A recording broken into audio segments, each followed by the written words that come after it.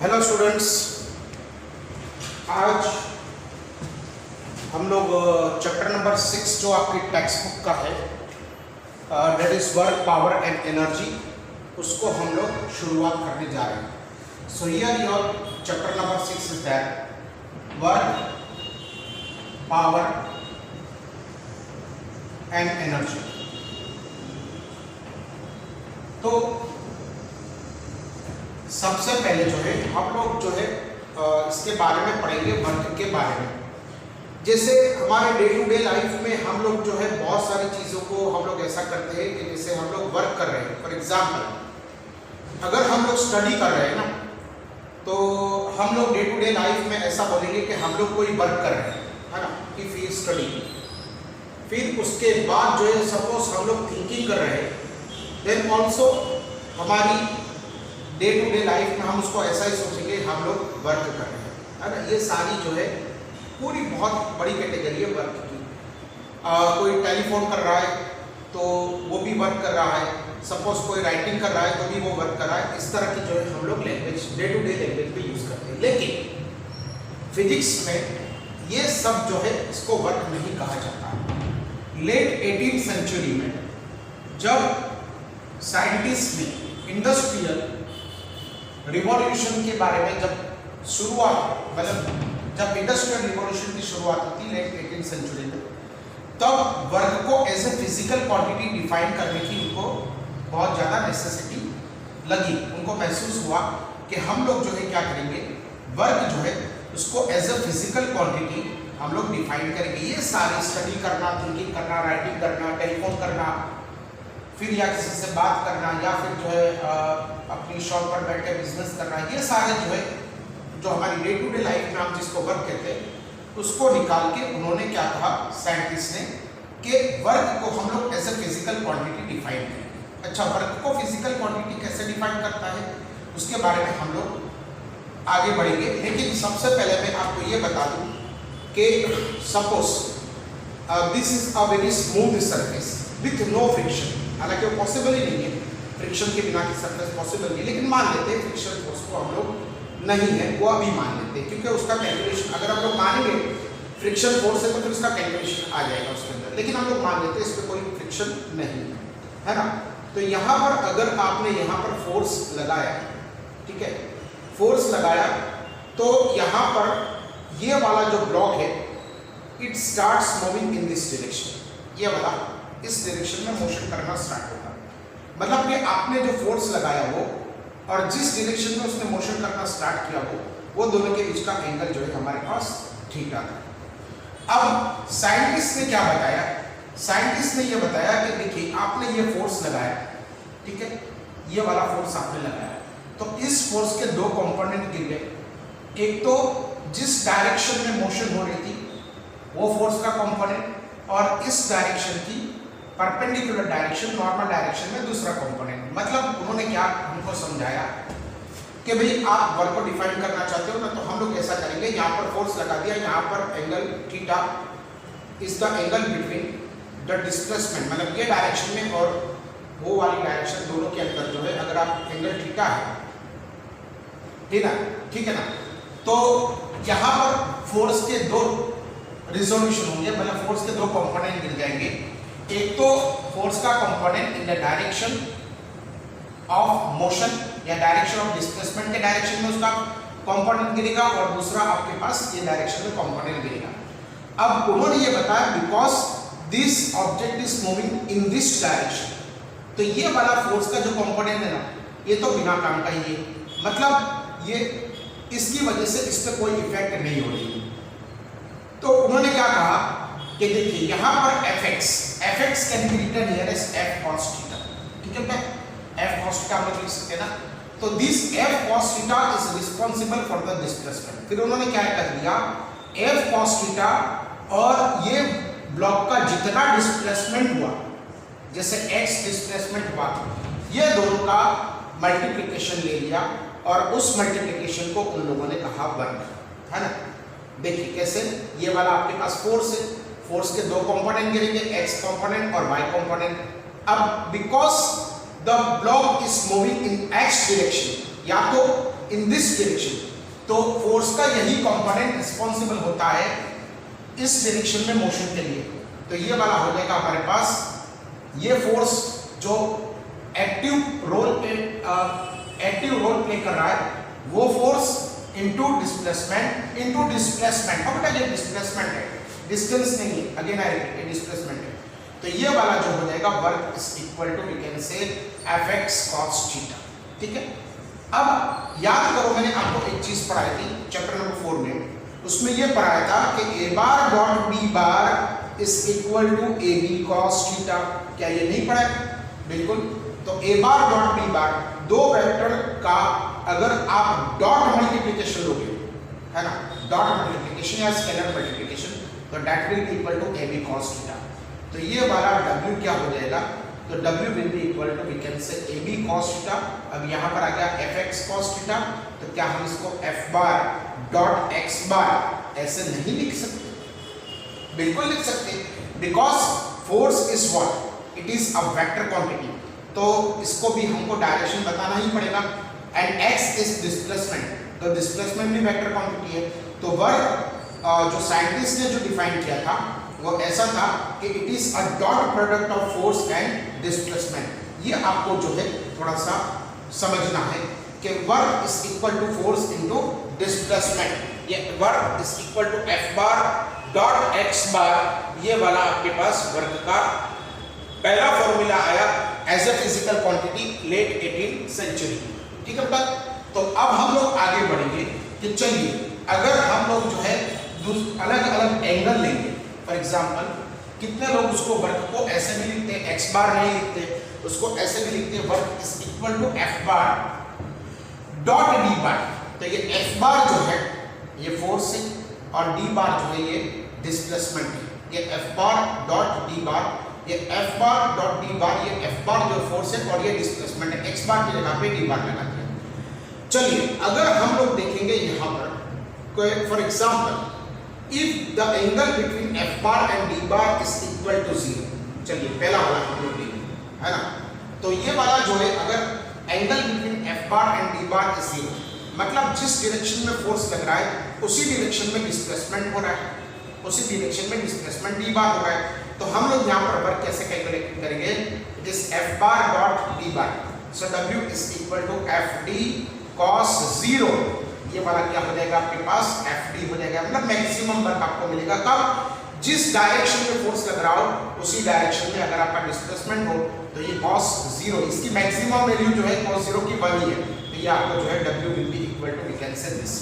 फिर उसके बाद जो है फॉर एग्जांपल अगर थीटा इज इक्वल टू 90 होता है ना, थीटा इज इक्वल टू 90 हो रहा है, जैसे कैसे? फॉर एग्जांपल अगर डिस्प्लेसमेंट ये डायरेक्शन में, D बार ये डायरेक्शन में और F बार जो है अगर आपके पास ये डायरेक्शन है ना, F बार ये डायरेक्शन में, तो angle between F bar and D bar is 90।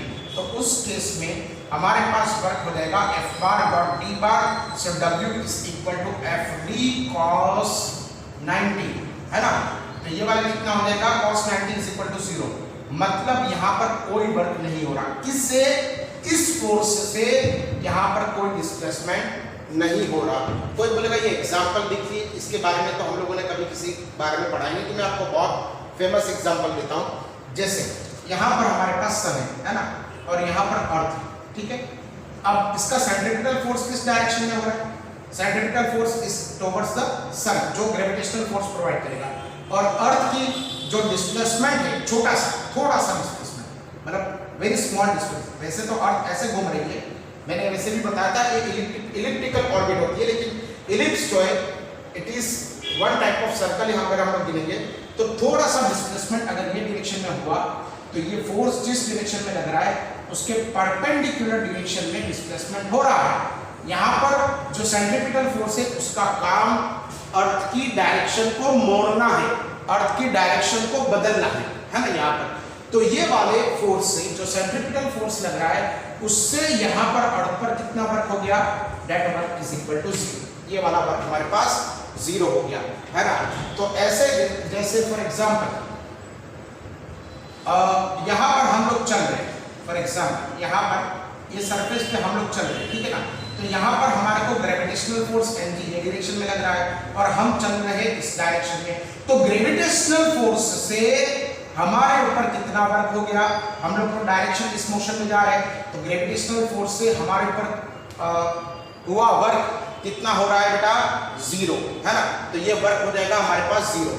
And the third जो है वो अगर theta is equal to 180 degree, आपको दिख रहा है theta is equal to 180 degree, theta is equal to 180 degree. चलिए, तो थीटा जो है अगर 180 डिग्री है तो यहाँ पर फॉर एग्जांपल अगर आपके पास ये डायरेक्शन में डिस्प्लेसमेंट है और आप फोर्स इस डायरेक्शन में लगा रहे हैं, ठीक है ना, फोर्स इस डायरेक्शन में और डिस्प्लेसमेंट इस डायरेक्शन में, तो फोर्स और डिस्प्लेसमेंट के बीच में कितना एंगल बन रहा है, तो फोर्स और डिस्प्लेसमेंट के बीच में जो है 180 का एंगल बन रहा है। तो अगर थीटा इज इक्वल टू 180 का एंगल बन रहा है तो ये वाला कितना हो जाएगा, work is equal to f bar dot d bar, so w is equal to fd cos 180। अब cos 180 कितना होता है बेटा, -1 है ना, तो ये वाला हो जाएगा -fd है ना, तो ये वाला कितना हो जाएगा fd into 1, लेकिन माइनस के साइन के साथ में, तो ये वाला हो जाएगा -fd।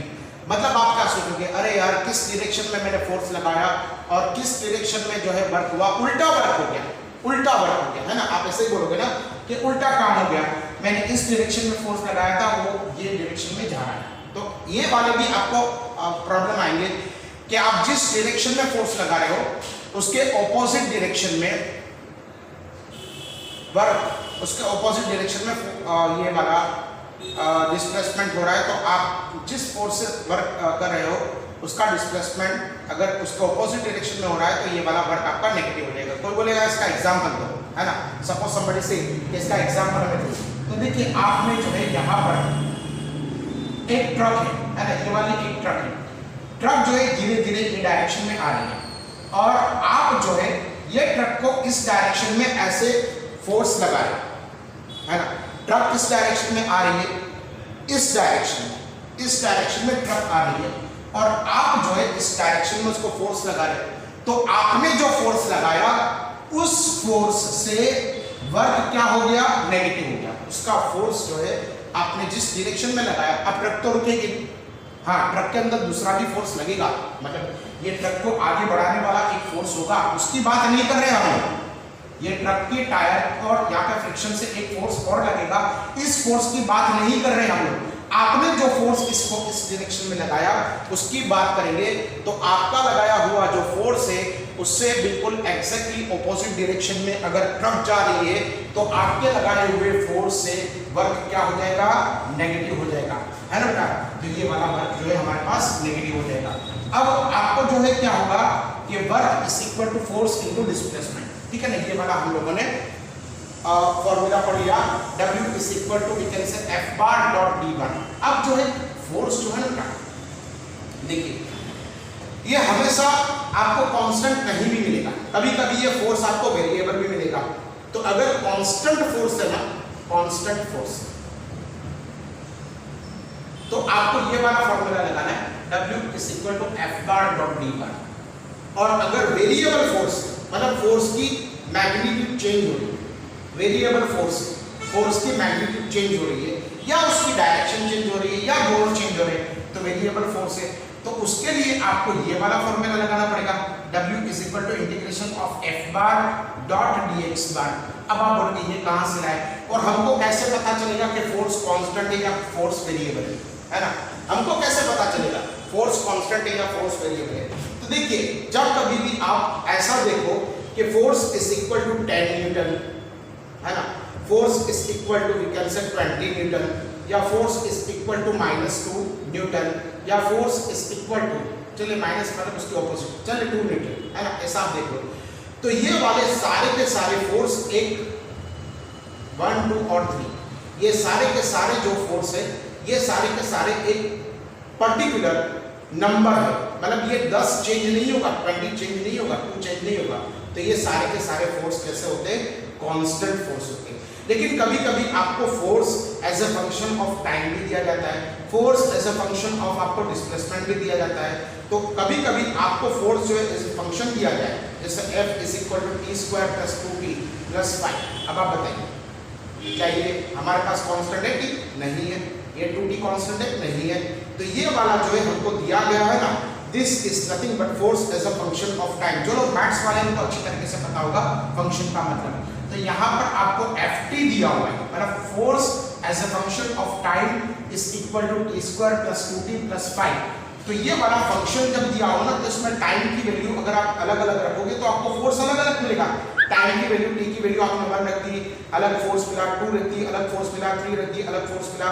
जैसे जैसे आप टाइम की वैल्यू बदलते जाओगे वैसे वैसे फोर्स भी बदलता जाएगा। तो ये फोर्स फिक्स नहीं है, ये वेरिएबल है। तो वेरिएबल फोर्स को हमको कैसे पहचानना है कि ये जो है कोई आपको फंक्शन दिया जाएगा। फॉर एग्जांपल कभी कभी आपको जो है for example f is equal to x³ minus 3x ऐसे भी कुछ दिया जा सकता है, वेयर x इज डिस्प्लेसमेंट। ये वाला जो है सपोज d² माइनस 2d ऐसे भी आपको दिया जा सकता है। तो ये वाला भी फोर्स जो है आपके पास वेरिएबल फोर्स है। तो जब आपके पास कांस्टेंट फोर्स हो, जब आपके पास कांस्टेंट फोर्स हो तो आप इस फॉर्मूला को, ये फोर्स को फिक्स करके आप डिस्प्लेसमेंट के साथ में उसका डॉट मल्टीप्लिकेशन लोगे तो आपको वर्क मिल जाएगा।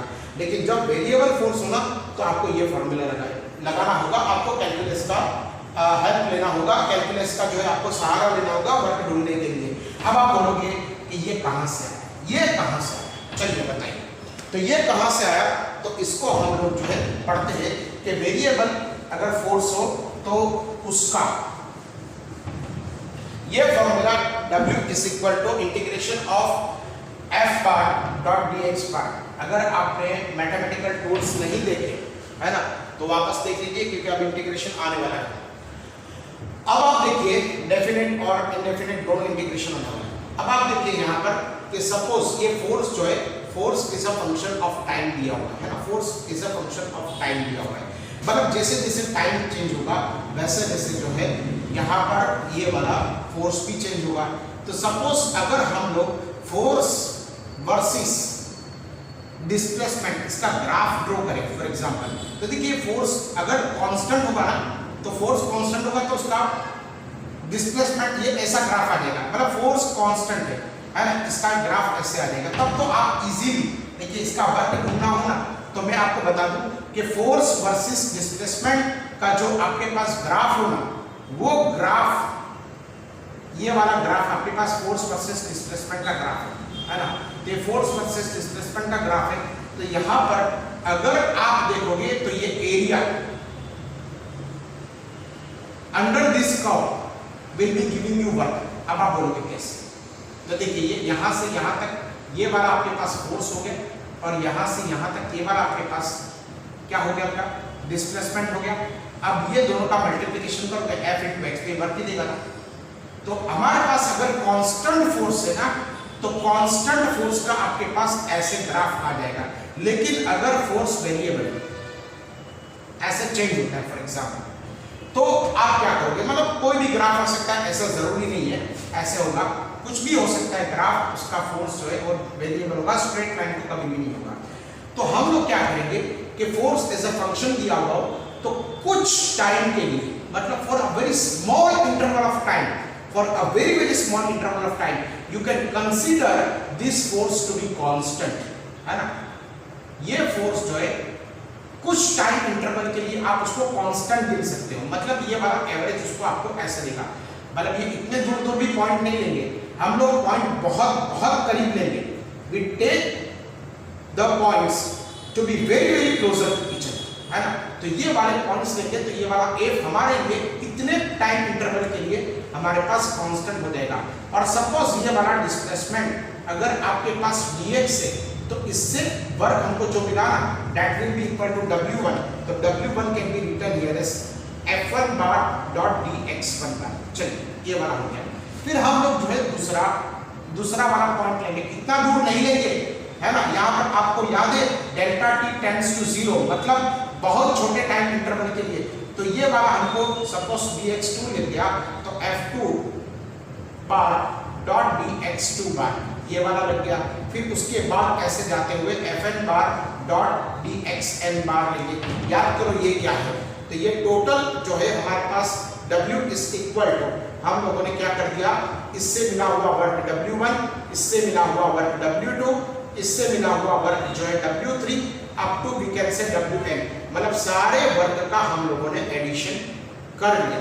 सारे वर्क का एडिशन कर लिया तो हम लोग क्या करेंगे, इसको ये सारे वर्क का एडिशन करने के लिए हम लोग sigma n is equal to we can say 1 to n is equal to n पे हम लोग fn bar dot dx n bar लेंगे। मतलब ये सिग्मा का मतलब क्या होता है, ये सारों का एडिशन है ना। लेकिन इसको हम लोग ऐसे भी क्या लिख सकते हैं या नहीं लिख सकते, अगर ये एडिशन है, ये सारे कर्व, ये सारे जो है छोटे छोटे स्ट्रिप्स का अगर हम लोग एडिशन कर लिखेंगे तो ऐसे लिखने की निगाह पे क्या हम लोग इंटीग्रेशन नहीं लिख सकते, बेसिक मैथमेटिक्स।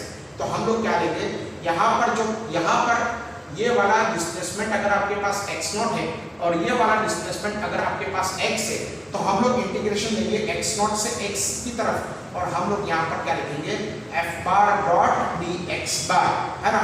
तो f bar dot dx bar we will take f bar dot dx bar, इसका इंटीग्रेशन लेंगे क्योंकि ये वाला तो आपको अगर आप देखोगे तो ये वाला तो आपको फंक्शन ही दिया जाएगा और उस फंक्शन का आप इंटीग्रेशन कर सकते हो। तो ये वाला f bar dot dx bar will be giving you w। तो हम लोगों ने क्या सीखा, हम लोगों ने एक चीज सीखी कि यहाँ पर अगर वर्क आपका कांस्टेंट हो, वर्क जो है as a 10 newton as a 20 newton दिया हुआ, तो आप ये फॉर्मूला का यूज करके वर्क ढूंढ सकते हो। और अगर आपको फोर्स वेरिएबल दिया हो, है ना, फोर्स वेरिएबल दिया हुआ, तो आप इंटीग्रेशन का सहारा आप ले सकते हो, ठीक है ना। तो work can be found out by this two formula, ठीक है। अब ऐसा जरूरी थोड़ी है कि वर्क ही हमेशा वेरिएबल हो, कभी कभी डिस्प्लेसमेंट भी वेरिएबल हो सकता है ना। तो कभी कभी आपको फोर्स जो है ये कांस्टेंट दिया होगा और displacement as a function of time दिया होगा या फंक्शन ऑफ x दिया होगा, ऐसा कुछ भी होगा। तो डिस्प्लेसमेंट आपको जो दिया होगा ना, तो डिस्प्लेसमेंट अगर आपको फंक्शन के तौर पे दिया गया है तो आप इसको w is equal to integration of f bar dot d bar, वैसे ही आप इसको कर सकते हो। मतलब यहाँ पर ये फोर्स कांस्टेंट है और ये फंक्शन है, तभी भी आप इंटीग्रेशन से कर सकते हो। अब जरूरी थोड़ी है कि फोर्स कांस्टेंट हो और ये फंक्शन हो, दोनों भी फंक्शन हो सकते हैं। फोर्स भी आपके पास फंक्शन हो सकता है, कांस्टेंट नहीं दिया हुआ, as a function of time और फंक्शन ऑफ डिस्प्लेसमेंट दिया हो, और डिस्प्लेसमेंट भी जो है function of time as function of displacement दिया हो, तभी भी आपके लिए ये वाला फॉर्मूला ही आपको यूज आ जाएगा, integration of f bar dot dx bar, है ना।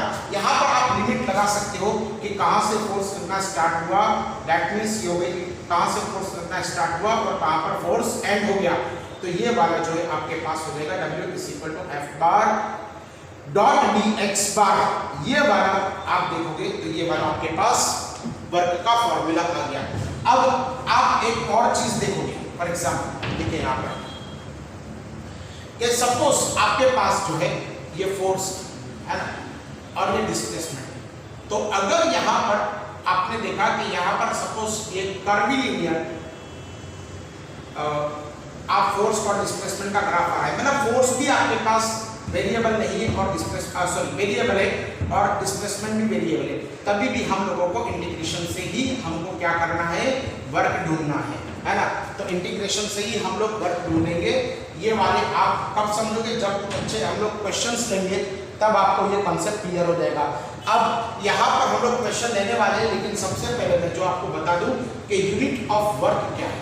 यूनिट ऑफ वर्क है ना, वर्क हम लोग कैसे मेजर करते हैं, भाई कितना वर्क हुआ, कैसे हुआ, तो इसको हम लोग मेजर करने के लिए we will take this joule, है ना। जूल उसका ऐसा यूनिट है, ऐसा यूनिट जो है वर्क का क्या हो जाएगा बेटा, जूल हो जाएगा। ऐसा यूनिट इस वी कैन से जूल, है ना। उसका अगर आप जो है ऐसा यूनिट आप देखोगे, अगर आपको जूल नहीं लिखना तो you can write newton metre also, है ना। न्यूटन मीटर भी आप लिख सकते हो। अगर न्यूटन मीटर नहीं लिखना तो आप ऐसे भी लिख सकते हो kilogram metre square upon second square. तो बोलेगा ये कहाँ से आया, देखिए ये न्यूटन का क्या होता है, किलोग्राम मीटर पर सेकंड स्क्वायर हो गया और ये वाला मीटर आपने एक और ऐड कर दिया तो kilogram metre square upon second square. तो ये वाला भी जो है ऐसा यूनिट हमारे पास जूल है। कभी कभी आपको वर्क न्यूटन मीटर में भी दिया गया होगा और देखिए कभी कभी आपको जो है यहाँ पर आपके पास kilogram metre square second square होगा। चलिए सीजीएस यूनिट क्या होता है, तो सीजीएस यूनिट उसका होता है अर्ग। अर्ग जो है ये सीजीएस यूनिट होता है। इसको हम लोग कह सकते हैं यहाँ पर डाइन सेंटीमीटर, इसको हम लोग कहते हैं डाइन सेंटीमीटर भी कह सकते हैं। इसको हम लोग ग्राम सेंटीमीटर, ये डाइन जो gram centimetre upon second square होता है, उसमें वापस सेंटीमीटर को ऐड कर दो तो gram centimetre square upon second square, ये वाला भी हो सकता है आपके पास, ठीक है। तो ये वर्ग, ये जो है आपके पास वर्ग का ऐसा यूनिट होगा और ये सीजीएस यूनिट हो गया। अब दोनों के बीच में जो है यहाँ पर अगर आप रिलेशन देखने जाओगे तो वैसा रिलेशन जो है हम लोगों ने चैप्टर नंबर 2 में भी आपको कराया है कि 10⁻⁷ अर्ग, कितना बेटा 10⁻⁷ अर्ग is equal to 1 जूल, है ना। 10⁻⁷ अर्ग is equal to we can say 1 joule, है ना बेटा।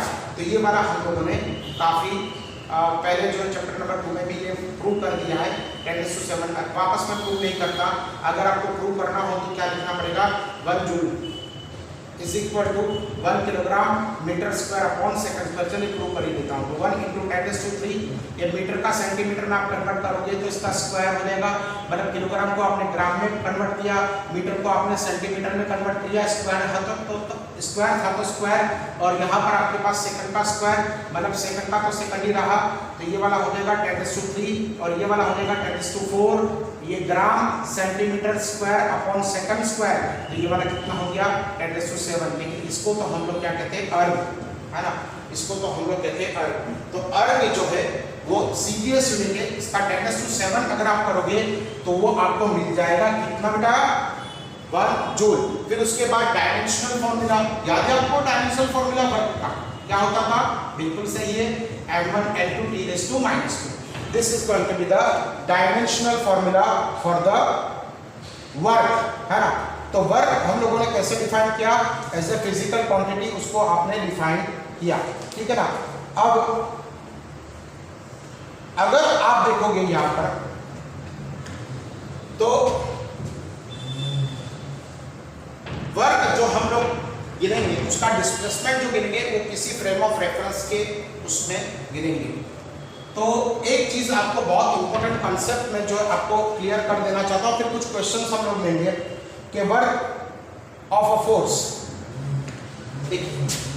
आपको ये याद रखना होगा, work of a given force is, या तो work of a force depends on frame of reference. ये वाला आपको बहुत इंपॉर्टेंट कॉन्सेप्ट मैं आपको समझा रहा हूं कि अगर आपने फ्रेम ऑफ रेफरेंस चेंज कर दी ना तो वर्क का वैल्यू जो है वो चेंज हो जाएगा। वर्क की कोई डायरेक्शन तो होती नहीं, सिर्फ उसका स्केलर क्वांटिटी है, मतलब जो है उसका सिर्फ उसका वैल्यू चेंज होगा। अब आप बोलोगे कि फ्रेम ऑफ रेफरेंस चेंज करने से वर्क कैसे चेंज होगा, तो let us take one example, ठीक है। अब देखिए आप यहाँ पर लिफ्ट में है ना, लिफ्ट में, और लिफ्ट में सपोज आपने यहाँ पर कोई सामान को, किसी लगेज को आपने यहाँ पर ऐसे पकड़ रखा है, उसको उचक के रखा है, मतलब उसको जो है लिफ्ट करके रखा है, लिफ्ट के अंदर आपने सामान को लिफ्ट किया। अब ये लिफ्ट ऊपर की तरफ चढ़ती है, अगर मैं यहाँ से ऑब्जर्वेशन करूँ, है ना, तो आपने इसको ये इसको इतना फोर्स लगाया हुआ है ऊपर की तरफ, आपने जो लगाया जो कितना है उसके डाउनवर्ड डायरेक्शन में उसको जो ग्रेविटेशनल फोर्स लगता है मिनिमम उतना फोर्स तो आप लगाओगे, है ना। तो ये वाला हो गया। अब लिफ्ट ऊपर की तरफ जा रही है, मैं यहाँ से देख रहा हूँ, तो क्या ये जिस डायरेक्शन में आप फोर्स लगा रहे हैं उस डायरेक्शन में क्या इसका ये सामान का डिस्प्लेसमेंट हो रहा है? नहीं हो रहा है, क्योंकि मैं कहाँ पर हूँ, लिफ्ट में हूँ। पूरा विजुअलाइज कीजिए, मैं कहाँ पर हूँ, लिफ्ट में हूँ, है ना। और लिफ्ट से मैं देख रहा हूँ कि आप फोर्स तो लगा रहे हो ऊपर, लेकिन ये फोर्स लगाने के बावजूद इसका डिस्प्लेसमेंट नहीं हो रहा, तो work will be equal to F bar dot D bar. तो ये वाला हो जाएगा work is equal to FD cos, suppose जो भी होगा ठीक है, लेकिन यहाँ पर FD का आप डिस्प्लेसमेंट 0 रखोगे तो यहाँ पर आपके पास क्या हो जाएगा, पूरा वर्क 0। अब देखिए मैंने कहाँ से ऑब्जर्व किया, I observe in the lift itself, मैं यहाँ पर था, ठीक है ना। तो ये यहाँ से मैं देख रहा हूँ कि आपने सामान को तो उचका हुआ है, आपने आपकी बैग को उचका हुआ है, लेकिन इस बैग का जिस डायरेक्शन में फोर्स है उस डायरेक्शन में डिस्प्लेसमेंट नहीं हो रहा या जीरो हो रहा है, तो ये वाला हमारे पास वर्क डन कितना हो जाएगा, जीरो हो जाएगा। चलिए अब मैं फ्रेम ऑफ रेफरेंस बदल देता हूँ, मतलब ऑब्जर्वेशन पॉइंट में बदल देता हूँ। अब ये वाला जो है, अगर आपने यहाँ पर ये बैग को कुछ यहाँ पर आपने इसको लिफ्ट करके रखा है और मैं अब यहाँ से देख रहा हूँ, ठीक है, मैं आपको यहाँ से देख रहा हूँ, तो अब पहले फ्रेम ऑफ रेफरेंस कहाँ थी, लिफ्ट के अंदर। अब मैं कहाँ से देख रहा हूँ, लिफ्ट के बाहर। कोई बोलेगा लिफ्ट करके थोड़ी देखेगा, वो अच्छी वाली लिफ्ट है जो बाहर की तरफ लगती है ना, वो ग्लासेस वाली आपने फिल्मों में देखी, वो लिफ्ट है, आप ऐसा समझना है ना। तो ये अच्छी वाली लिफ्ट है, मतलब जो ग्लास की बनी हुई है ना वो लिफ्ट है, वो बाहर जो बाहर की तरफ लगती है अच्छे मॉल्स वगैरह में, तो वो लिफ्ट है। मैं यहाँ से देख रहा हूँ आपको, अब आप इस डायरेक्शन में फोर्स लगा रहे हो और ये सामान भी ऊपर की तरफ डिस्प्लेसमेंट कर रहा है, ये सामान भी ऊपर की तरफ डिस्प्लेसमेंट कर रहा है, तो अब वर्क होगा, अब वर्क होगा। आप जितना फोर्स लगा रहे हो और इसने जितना डिस्प्लेसमेंट किया, अब वर्क होगा। देखिए मैंने ऑब्जर्वेशन सेम फिनोमिनन को मैंने यहाँ से लिफ्ट में ऑब्जर्व किया, वर्क नहीं हो रहा, अब मैंने यहाँ पर वर्क किया तो ये वाला जो है वर्क होगा, ठीक है ना। तो ये वाले कितने जो है पॉइंट्स थे, जो थियोरेटिकल पॉइंट्स थे, उस पर हम लोगों ने थोड़ा सा ध्यान दिया। अब मैं जो है क्या करूँगा, कुछ मैं आपको क्वेश्चंस लेके बताऊंगा और उस क्वेश्चंस के ऊपर हम लोग जो है वर्क को ज़्यादा समझेंगे, ठीक है ना बेटा। तो हम लोग जो है कुछ क्वेश्चंस को करने जा रहे हैं और आपका अटेंशन होना चाहिए। Calculate the work done by the force, देखिए क्या लिखा है, calculate the work done by the force 3I kick minus 2G, 3I kick minus 2G plus 4K kick Newton, है ना, इतना फोर्स लगा रहा है। And calculate the work done, again I repeat, calculate the work done by the force F bar 2I kick minus 3I kick minus 2J plus 4K in carrying particle from point, देखिए उसका initial point आपको दिया हुआ R1 bar -2 metre, 1 metre and 3 metre से हम लोग कहाँ पर जाएंगे, 3 मीटर, 6 मीटर एंड -2 मीटर। चलिए अब बताइए ये फोर्स जो है ये वेरिएबल है या कांस्टेंट है? कांस्टेंट है, वेरिएबल नहीं है, क्योंकि वेरिएबल के अंदर आपको कोई टाइम या डिस्प्लेसमेंट ऐसा मिलता है। देखिए 3I kick minus 2J plus 4K, ये वाला हो गया। अब ये फोर्स से हम लोग क्या करते हैं यहाँ पर कि ये वाला पार्टिकल जो इस पोजीशन पे है उसको हम लोग इस पोजीशन पे ले जा सकते हैं। तो क्या मैं इसको डेल्टा R बार, चलिए यहाँ पर ये वाला मेरा R1 बार है, ठीक है ना, ये वाला R2 बार है। एक्चुअली ये 3 डायमेंशनल है, अब बेटा देखना, ध्यान रखना इसको। वैसे यहाँ पर आपको 2 डायमेंशन ही दिखेगा, है ना, लेकिन ये 3 डायमेंशन है, इसका x, y और z, ये तीनों का 2 कंपोनेंट है। तो R1 से R2 बार पे ले जा रहा हूँ, ठीक है ना। तो क्या ये वाला मेरे पास डिस्प्लेसमेंट नहीं होगा डेल्टा R बार, तो डेल्टा R, मुझे d बार नहीं कहना, मुझे डेल्टा R बार कहना है। तो delta R bar is equal to, we can say R2 bar minus R1 बार। देखिए यहाँ पर होगा नहीं, R2 बार प्लस इस डायरेक्शन में, सॉरी R1 से R2 जाओ, तो R1 से R2 मतलब इस डायरेक्शन में होगा। चलिए तो ये वाला हो जाएगा R1 bar plus delta R bar is equal to R2 bar. हम लोग R1 से R2 इस डायरेक्शन में, देखिए यहाँ पर इसका हेड है, ये डेल्टा R बार की टेल है, तो डेल्टा R बार क्या हुआ या नहीं हुआ, R2 बार माइनस R1 बार हुआ ना, तो R2 बार माइनस R1 बार। अब हम लोग इसको कैसे लिखेंगे, देखिए delta R bar is equal to R2 bar, R2 bar को मैं कैसे लिखूंगा, 3I kick plus we can से 6J माइनस 2K हुआ बेटा 3I। अगर मुझे को यहाँ पर पोजीशन नहीं लिखना, तो मैं इसको यहाँ पर अगर पोजीशन वेक्टर के फॉर्म में लिखूं तो ये 3I kick minus 6J plus 6J kick minus 2J minus ये वाला आपके पास हो गया, ये वाला आपके पास हो गया माइनस 2I किक, ये वाला हो गया माइनस 2I किक plus we can say J, ये वाला हो गया J प्लस वी कैन से 3K हुआ।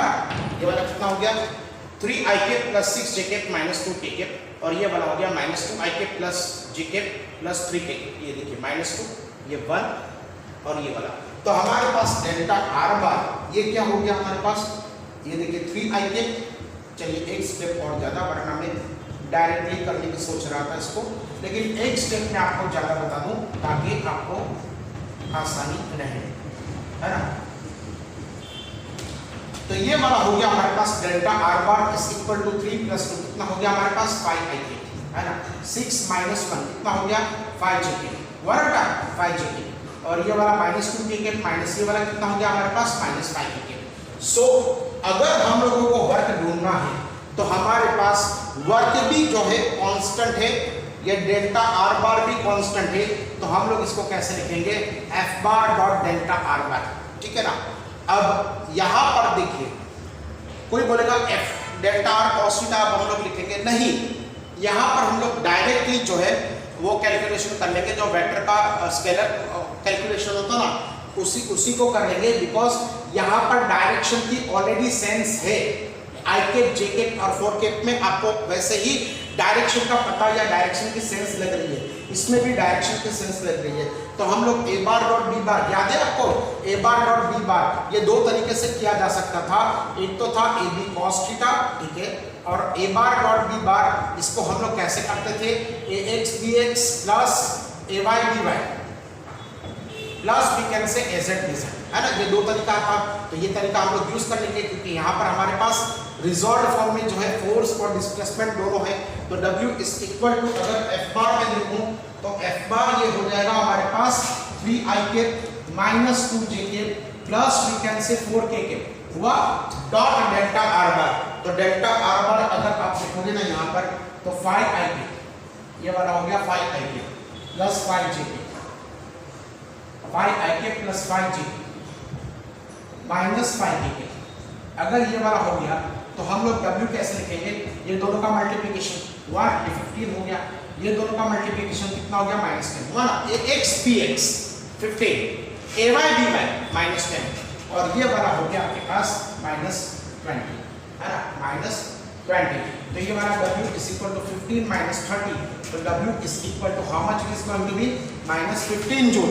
मतलब जिस डायरेक्शन में अगर आपने फोर्स लगाया उसके बिल्कुल ऑपोजिट वहां पर वर्क हुआ, मतलब उस डिस्प्लेसमेंट हुआ, तो ये वाला हमारे पास वर्क हो जाएगा। ओके, सो आप एक काम कीजिए, इसको अच्छी तरीके से नोट बनाइए और उसके बाद देखेंगे हम लोग दूसरा एग्जाम्पल। चलिए बेटा हम लोग दूसरा एग्जाम्पल हम लोग करते हैं, ठीक है ना।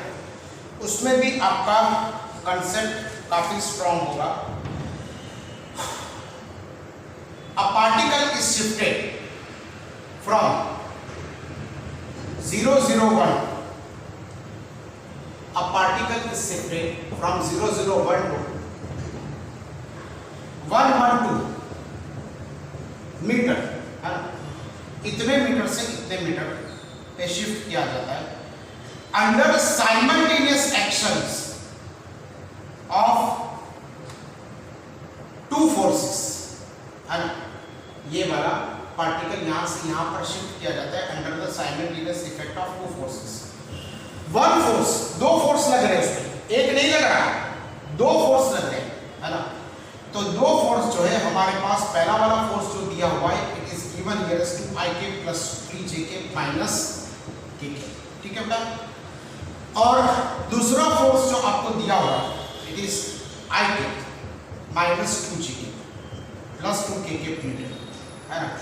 Find the work done by these forces, find the work done by these forces. अब आप देखेंगे कि डिस्प्लेसमेंट तो यहाँ से यहाँ तक हो जाता है, तो डेल्टा हम लोग आराम से ढूंढ सकते, ठीक है ना। लेकिन ये दो फोर्सेस लग रहे हैं, अब हम लोग क्या करेंगे, ठीक है। तो इसका आप ऐसे भी कर सकते हो, ये वाला फोर्स से इसका कितना वर्क डन हुआ वो आप कैलकुलेट कर सकते हो, इससे कितना वर्क डन हुआ वो भी कैलकुलेट कर सकते हो, और दोनों का सब्ट्रैक्शन कर सकते हो, ठीक है ना। लेकिन मैं आपको दूसरा आसान तरीका बताता हूँ। देखिए अगर ये वाले पार्टिकल पे या ये वाला कोई भी पार्टिकल है ना, particle is nothing but it is a point like object endowed with mass. Particle is what, particle एक ऑब्जेक्ट ही होता है, it is point like object endowed with mass, endowed with mass. चलिए हम लोग जो है इस पार्टिकल पे कितने फोर्स लग रहे हैं, यहाँ पर एक F1 फोर्स लग रहा है और यहाँ पर ये एक F2 फोर्स लग रहा है,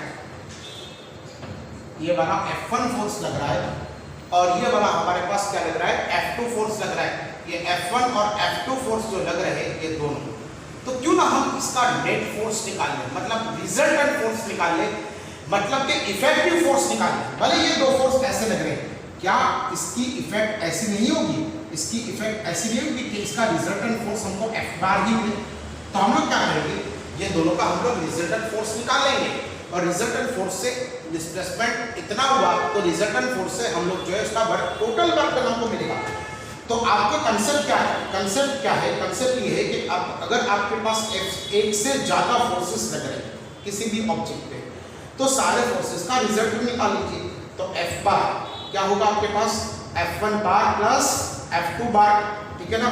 तो F bar is equal to ये वाला आपके पास आ गया 2IK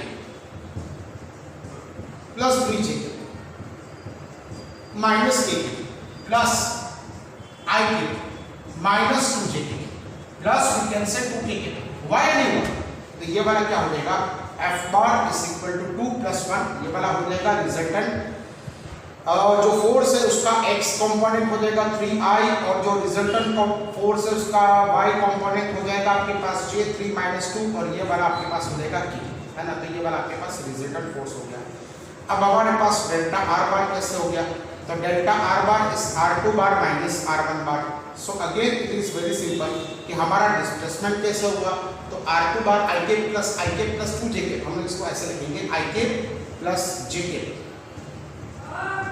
plus we can say 2KK, है ना, माइनस R1 बार 0IK प्लस 0JK, लिखना हो तो लिखना, चलिए कोई बात नहीं, लिख देते 0IK plus 0JK plus we can say KK। तो हमारे पास जो आया डेल्टा R बार जो आया वो कितना आ गया, तो डेल्टा R बार हमारे पास आया IK plus JK plus KK, तो ये वाला हो गया IK plus JK plus we can say KK, वाले दोनों का सब्ट्रैक्शन KK और KK का सब्ट्रैक्शन हो गया, तो delta R bar. Now it is very simple, work done. ऐसा होगा आपका F bar dot delta R bar. F bar क्या था, तो F bar is 3IK plus JK plus KK, है ना, और ये वाला हमारे पास हो गया KK। और R बार कैसे हो गया, तो R बार जो है हमारे पास कहाँ पर है, ये वाला डेल्टा R बार, यस, ये वाला हो गया हमारे पास IK plus JK plus KK, ठीक है। तो plus we can say KK, तो ये वाला आपके पास 3 और ये 1, 3 1 जा 1 और ये वाला आपके पास आ गया 1 और ये वाला आपके पास आ गया 1, है ना। AX BX कितना हो गया, 3 हो गया, AY BY कितना हो गया, 1 हो गया और ये 1 हो गया, तो it will be equal to we can say 5 joule. कितना हो गया बेटा, 5 जूल। ओके, सो इसकी भी आप वीडियो पोस्ट करके इसकी भी नोट बनाइए, ठीक है। अब हम लोग एक और क्वेश्चन को देखेंगे, जो क्वेश्चन की मुझे यहाँ पर उसका क्वेश्चन लिखना पड़ेगा, तभी आपको थोड़ा सा जो क्वेश्चन में ली, ठीक है बेटा।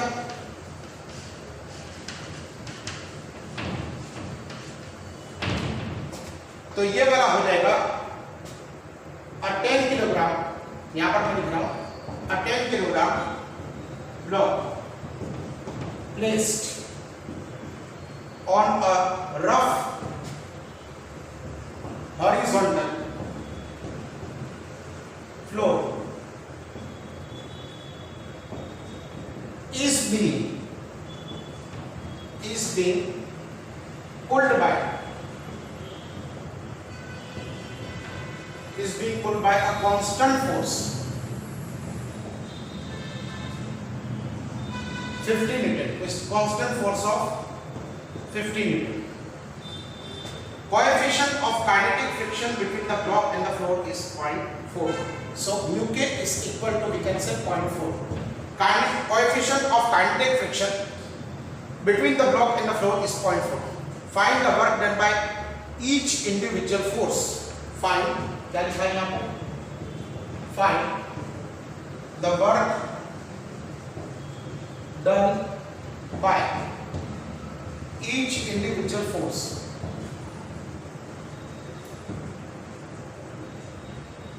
acting on a block,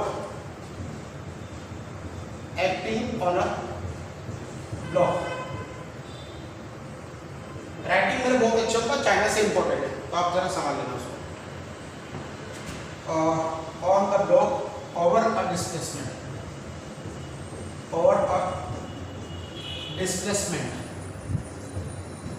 of 5 metre. चलिए यहाँ पर हम लोग जो है ये वाला डिस्प्लेसमेंट गिनेंगे और यहाँ पर अगर आप देखोगे तो 10 किलोग्राम ब्लॉक इज प्लेस्ड, ठीक है ना.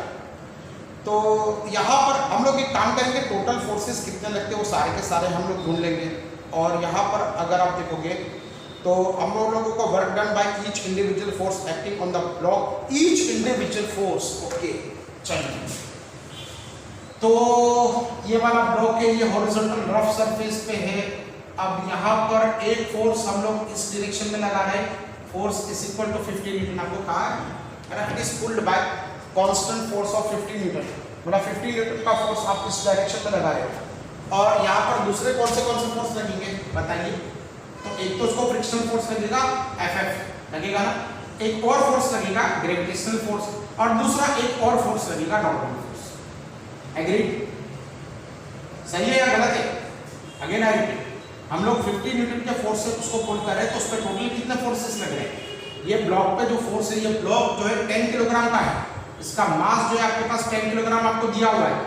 तो 10 किलोग्राम पे कितने फोर्स लग रहे हैं. एक तो आपको फोर्स लग रहा है आपके पास 50 न्यूटन का, ये वाला फ्रिक्शनल फोर्स उसके ऑपोजिट डायरेक्शन में, जिस डायरेक्शन में उसका डिस्प्लेसमेंट हो रहा है उसके ऑपोजिट डायरेक्शन में उसको फोर्स लगेगा, एक ग्रेविटेशनल फोर्स लगेगा, और यहाँ पर न्यूटन. हमको चार फोर्स से कितना वर्क होता है वो हम लोग गिनेंगे.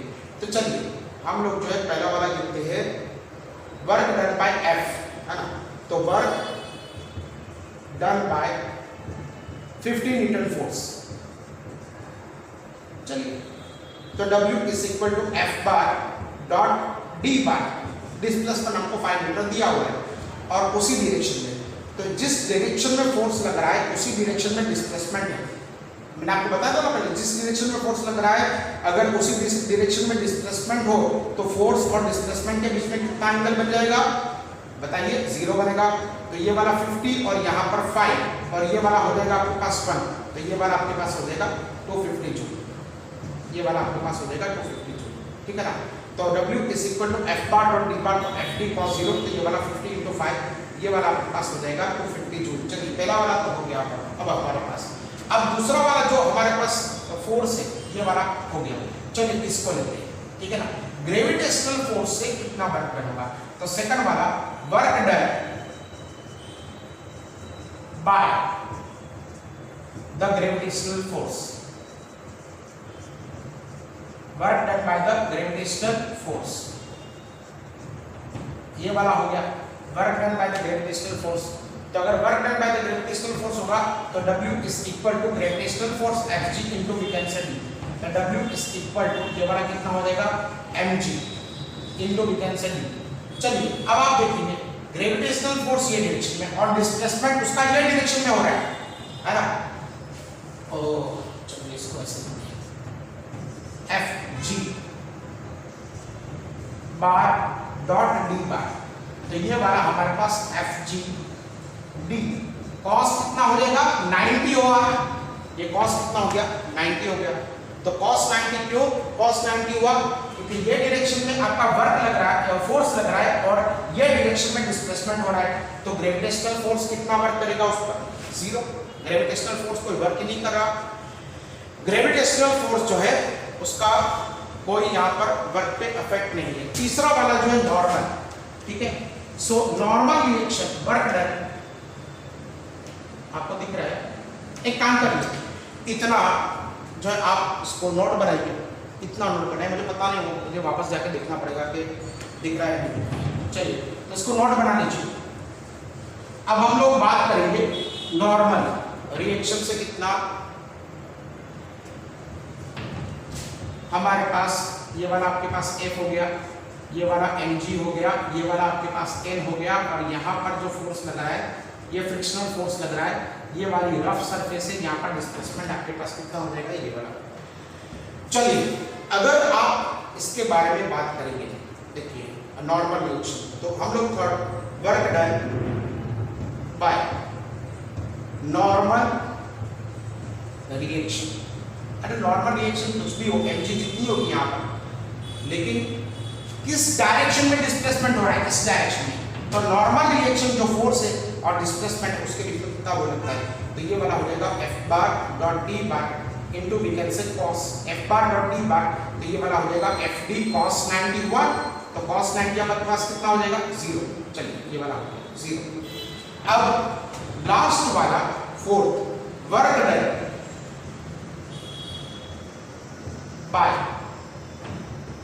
Done by frictional force.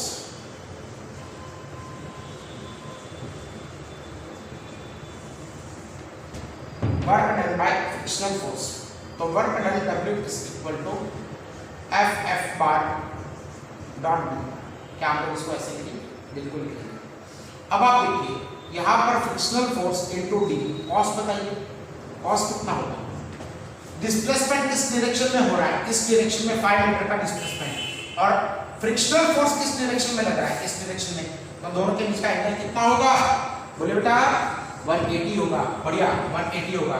तो work done is equal to, क्या फ्रिक्शनल फोर्स को हम लोग न्यू के इनटू एन लिखेंगे, फ्रिक्शनल फोर्स को हम लोग न्यू के इनटू एन लिखेंगे, और b आपके पास आ गया 5 और ये वाला आपके पास आ गया -1, तो ये वाला हो गया 0.4, n कितना हुआ आपके पास mg, नॉर्मल रिएक्शन और mg दोनों एक दूसरे को बैलेंस करेंगे, तो दोनों का डायरेक्शन दोनों की अलग अलग होगी, लेकिन मैग्नीट्यूड तो सेम होगा ना, तो n का मैग्नीट्यूड हम लोग mg लिखेंगे ना, और ये वाला आपके पास 5 इंटू -1, तो ये वाला माइनस हम लोग आगे बढ़ा देंगे, ठीक है ना, ये वाला -0.4 into we can say 10 into we can say 10 into we can say 5, तो ये वाला कितना हो गया आपके पास 2, है ना, ये दोनों का मल्टीप्लिकेशन 2 और ये 2 0, तो -200 newton is the force by the friction, है ना, तो ये वाला फोर्थ हो गया आपके पास -200 newton is the force by the friction. Okay, so इसका भी आप नोट बनाइए, नोट बनाइए इसका।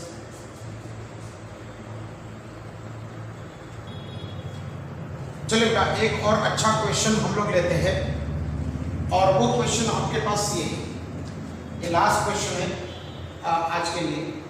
सपोज ये वाला आपके पास ब्लॉक है ना, ये ब्लॉक आपके पास 10 किलोग्राम का है, mass of the block is equal to we can say 10 kilogram. अभी मेरे मन में आया तो मैंने सोचा कि आपको ये क्वेश्चन भी बता दूं ताकि आपका थोड़ा सा कॉन्सेप्ट और क्लियर हो जाए। देखिए मैं अभी बना रहा हूँ इस क्वेश्चन को, तो ये वाला मान लीजिए ये वाला आपके पास mass of the block is 10 kilogram. Suppose आपने इस एंगल पे फोर्स लगाया विच इज 37, है ना, किस एंगल पे फोर्स लगाया 37 विद द हॉरिजॉन्टल। तो यहाँ पर आपको जो थीटा दिया हुआ है that is given here is 37। Theta क्या है, एंगल बिटवीन डिस्प्लेसमेंट, ये वाला डिस्प्लेसमेंट होगा और ये वाला आपके पास फोर्स होगा। Suppose displacement is equal to 5 metre, ठीक है ना, 5 मीटर है, और कोएफिशिएंट ऑफ काइनेटिक फ्रिक्शन इस प्रीवियस वाले लेते चलिए 0.4, है ना, फ्रिक्शन फोर्स। तो अब अगर आपको पूछा जाए कि इस पे जितने फोर्स लग रहे सारे फोर्सेस से इस पे कितना वर्क डन होगा, तो आप बोलोगे पहला वाला फोर्स क्या था जो 50 न्यूटन हम लोगों ने लिया था लास्ट में, वो इसी डायरेक्शन में था जिस डायरेक्शन में, लेकिन सपोज आप इस डायरेक्शन में फोर्स लगा रहे हो तो क्या हो जाएगा मालूम है। यहाँ पर देखिए ये फोर्स के दो कंपोनेंट गिरेंगे, एक तो होगा Fx और दूसरा हो जाएगा आपके पास Fy, दूसरा आपके पास हो जाएगा Fy, है ना। तो F is equal to we can say F cos 37। बताइए 37 कितना हो रहा है, cos 37 पता होगा, ठीक है। तो हम लोग जो है इसको ऐसे ही लिखते हैं, ये वाला 37 होगा तो यहाँ पर आपके पास हो जाएगा, ये वाला 53 होगा और ये वाला 90 होगा, ये वाला 5 होगा तो ये वाला 3 और ये वाला 4 हो जाएगा, ठीक है ना, 3 और 4। तो F is equal to F cos 37। cos 37 कितना होगा देखिए यहीं से बता दीजिए, तो 3/5 होगा। तो ये वाला F आपके पास 100 newton, F is equal to we can say 100 Newton. चलिए तो ये वाला आपके पास हो जाएगा F 100 इंटू वी कैन से 3/4। चलिए तो 3/5, यस 3/5। ऑपोजिट साइड 37 की ऑपोजिट, अरे यार एडजेसेंट साइड अपॉन हाइपोटेन्यूज क्या हो रहा है, एडजेसेंट साइड अपॉन हाइपोटेन्यूज है ना, ये एडजेसेंट साइड अपॉन हाइपोटेन्यूज। तो ये वाला आपको 80 न्यूटन मिलेगा x डायरेक्शन में आपका फोर्स, और y डायरेक्शन में आपका फोर्स कितना लगेगा, तो y डायरेक्शन में जो फोर्स लगेगा that will be equal to F sin 37। तो ये वाला हो जाएगा 100 इंटू 3/5। अब देखिए ये 3/5, तो ये वाला कितना हो जाएगा आपके पास 60, ठीक है, ये वाला आपके पास 60 न्यूटन। अब आप देखोगे इसका फ्री बॉडी डायग्राम बनाओगे, तो यहाँ पर सबसे पहले तो उसको, अब हम लोग इसको भूल जाएंगे, ये वाला अगर हम लोग ये वाला डायग्राम इसको ऐसे बना दें, तो अब फोर्सेस कितने लग रहे हैं देखिए, इसको हम लोग भूल जाते हैं। एक फोर्स आपको Fx लग रहा है, दूसरा फोर्स आपको Fy लग रहा है, तीसरा फोर्स आपको mg लग रहा है, फोर्थ फोर्स इस फ्रिक्शनल फोर्स लग रहा है, और फिफ्थ बताइए फिफ्थ नॉर्मल रिएक्शन भी आपको जो है लग रहा है। ये नॉर्मल रिएक्शन, ये फिफ्थ फोर्स नहीं है, ये दोनों का सब्ट्रैक्शन होगा जिसके बारे में हम लोग बाद में बात करेंगे, ठीक है ना। तो हम लोग जो है सारे के सारे फोर्सेस से कितना हम लोगों को, देखिए हम लोगों ने क्या कर दिया, इसके हम लोगों ने रिजॉल्व कर दिया, इसको कंपोनेंट्स मिला दिए x डायरेक्शन और y डायरेक्शन में। x डायरेक्शन में कंपोनेंट आ गया आपके पास 80 और ये वाला आपके पास आ गया 60, ओके। अब हम लोग जो है, चलिए तो पहला वाला हम लोग लिखेंगे वर्क डन बाय Fx, है ना, तो W is equal to Fx bar dot d bar. तो अब बताइए Fx और d बार के बीच में जिस डायरेक्शन में फोर्स लग रहा है उसी में तो डिस्प्लेसमेंट हो रहा है ना, तो Fx d cos 0। तो ये वाला कितना हो गया Fx का वैल्यू हो गया आपके पास 80, है ना, तो 80 into we can say 5 into 1, तो ये वाला आपके पास हो गया 400 न्यूटन, ठीक है, ये वाला आपके पास हो गया 400 न्यूटन, ये वाला आपके पास 400 न्यूटन हो गया। अब दूसरा जो है आप वर्क डन बाय, सेकंड वाला वर्क डन बाय, अब आप देखेंगे यहाँ पर mg, है ना, उसका ग्रेविटेशनल फोर्स से कितना लग रहा है, तो W is equal to Fg bar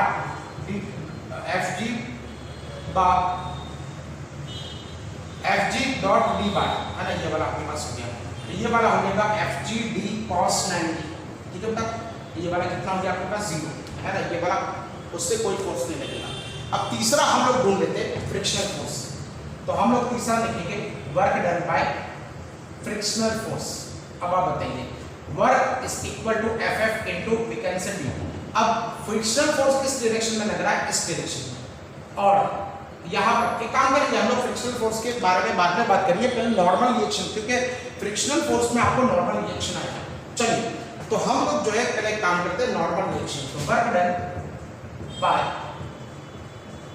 normal reaction. अब आप देखेंगे यहाँ पर, देखिए क्या नॉर्मल रिएक्शन जो है ना, यहां पर आप mg जितना मत गिनना, क्योंकि इसका y कंपोनेंट मतलब उसका कुछ पार्ट, मतलब ग्रेविटेशनल का कुछ पार्ट, जो ग्रेविटेशनल फोर्स का कुछ पार्ट ये Fy से बैलेंस हो रहा है, तो यहां पर नॉर्मल रिएक्शन हमको गिननी पड़ेगी। तो normal reaction is equal to mg minus Fy। कैसे, देखिए यहां पर अगर कोई फोर्स नहीं लग रहा तो जितना फोर्स ये ग्रेविटेशनल फोर्स लग रहा है उतना ही आपको नॉर्मल रिएक्शन लगेगा, ठीक है ना। n is equal to mg कब हो जाएगा, जब यहां पर अपर डायरेक्शन में कोई फोर्स नहीं लगता। लेकिन अपर डायरेक्शन में अगर आपने सपोज ये Fy फोर्स लगा दिया ना, तो ये Fy mg माइनस Fy जितना फोर्स अब यहां पर उसको डाउनवर्ड डायरेक्शन में लगेगा, क्योंकि आपने कुछ फोर्स को तो बैलेंस किया है, कुछ फोर्स को आपने बैलेंस किया है। देखिए फॉर एग्जांपल ये बंदा है, ये 100 किलोग्राम का बंदा है, चलिए 100 न्यूटन इस पे ये डाउनवर्ड डायरेक्शन में उसको ग्रेविटेशनल फोर्स लगा, ठीक है ना। अब आप इसको 40 न्यूटन जितना फोर्स अपर डायरेक्शन में लगाओगे ना, है ना, तो यहाँ पर अगर आप बैलेंस रखोगे ना, ये बैलेंस यहाँ पर, तो ये बैलेंस आपको ये 100 न्यूटन नहीं दिखाएगा, जो उसका एक्चुअल ग्रेविटेशनल फोर्स है वो नहीं दिखाएगा, यहाँ पर वो दिखाएगा आपको, ये वेइंग मशीन आपको दिखाएगा ये दोनों का सब्ट्रैक्शन, मतलब 60 न्यूटन का ही वो बंदा आपको, मान लो लिफ्ट में ऐसा हम लोगों ने देखा था, लिफ्ट अपर डायरेक्शन में और डाउनवर्ड डायरेक्शन में उसको फोर्स लगाती है, तो ये वाला लिफ्ट हम लोगों ने देखा था। तो यहाँ पर देखेंगे भले उसको mg जितना फोर्स, उसका ग्रेविटेशनल फोर्स, भले ही अर्थ उसको mg जितना फोर्स लगाती है, लेकिन वो अर्थ mg जितना फोर्स लगाने के बावजूद जो है उतना Fy जितना हम लोग फोर्स अपर डायरेक्शन में दे रहे हैं, मतलब ये हल्का थोड़ा सा हो जाएगा। So normal reaction is equal to 10 into 10 minus Fy, Fy कितना था हमारे पास 60, है ना, तो नॉर्मल रिएक्शन इज ओनली 40, है ना, 100 माइनस 60 तो 40 न्यूटन। अब देखिए work done by normal reaction, तो ये वाला W is equal to normal reaction bar dot d bar, तो ये वाला कितना हो जाएगा, W is equal to ND again cos 90, है ना, तो ये वाला कितना आ जाएगा आपके पास 0, तो नॉर्मल रिएक्शन से भी आपका वर्क डन कितना आ जाएगा बेटा 0। सब में जूल लगा देगा, और सॉरी यहाँ पे न्यूटन लगा देगा, न्यूटन नहीं जूल, है ना, ये वाला जूल, न्यूटन तो फोर्स होता है, ठीक है ना, तो ये वाला हमारे पास न्यूटन लगा दिया। इसको वीडियो को पॉज कर लीजिए, इसकी नोट बनाइए, वीडियो को पॉज करके इसकी नोट बनाइए, फिर लास्ट वीडियो को पॉज कर लिया, कर लो।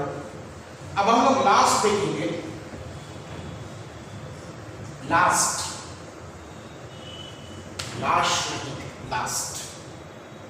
चलिए, work done by frictional force, तो W is equal to FF into we can say D, तो W इज इक्वल टू कितना हो गया म्यू के into N into we can say D, और कॉस कितना हो जाएगा बताइए 180, ठीक है ना, तो W is equal to FF bar dot D bar, जिस डायरेक्शन में फोर्स लग रहा है फ्रिक्शनल फोर्स उससे उल्टा हो जा रहा है, उससे उल्टा हो जा रहा है, तो W is equal to mu के आपके पास कितना था 0.4, N हम लोगों ने कितना दिया 40, और यहाँ पर कितना हो गया 5 D का वैल्यू, और ये कितना हो गया -1।